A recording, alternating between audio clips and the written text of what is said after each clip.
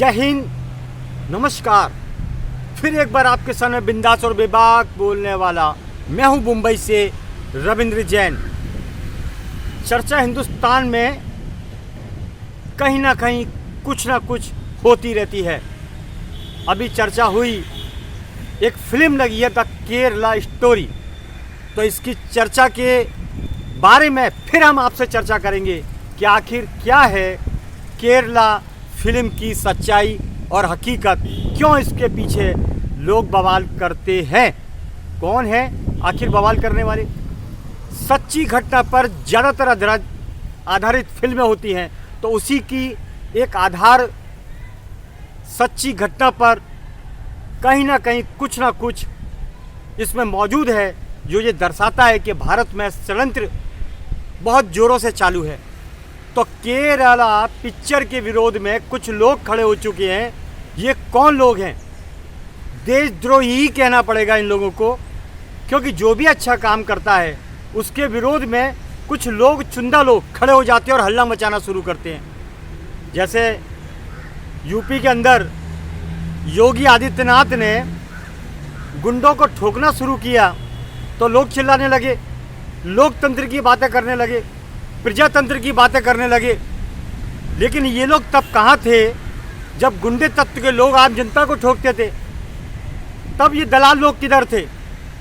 तो समस्या भारत की बड़ी विचित्र है कि हमारे भारत में कुछ लोग ऐसे भी हैं जो भारत विरोधी है शुरू से।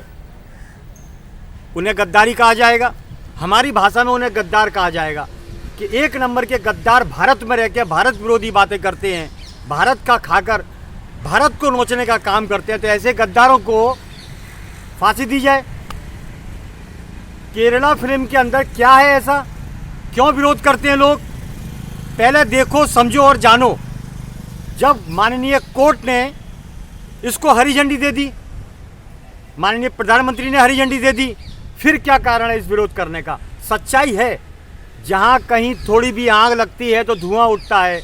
तो ये उस बात की सच्चाई है कि षड्यंत्र भारत में चलता है। इसके पीछे कहीं ना कहीं हाथ नेताओं का है।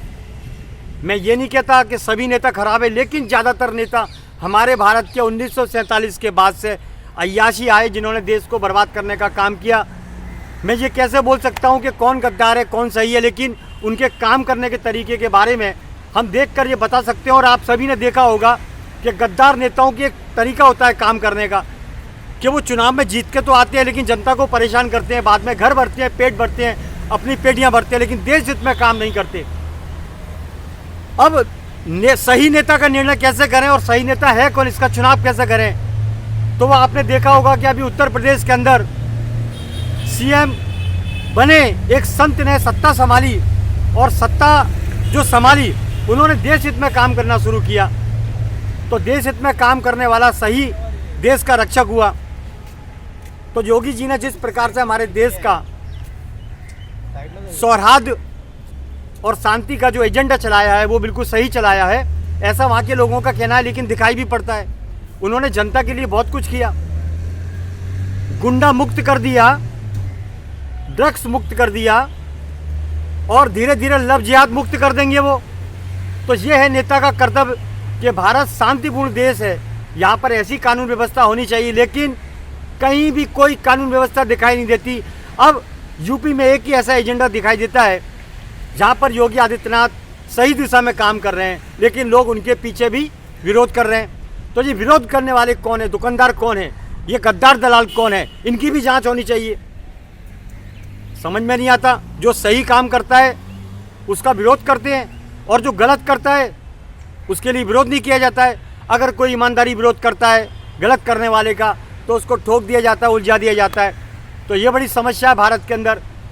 तो आइए योगी आदित्यनाथ के काम करने के तरीके को देखें और जन जन में आवाज़ उठाएं कि अगर भारत को नशा मुक्त करना है, गुंडा मुक्त करना है और लव जिहाद मुक्त करना है, तो योगी आदित्यनाथ का शासन लाओ। संपूर्ण भारत में ये गंदगी खत्म कर जाएगी। गंदगी खत्म करने के लिए सिर्फ योगी आदित्यनाथ ही सक्षम है भारत के अंदर। चलिए फिर आऊँगा नए विषय के साथ। मैं हूँ मुंबई से रविंद्र जैन। जय हिंद।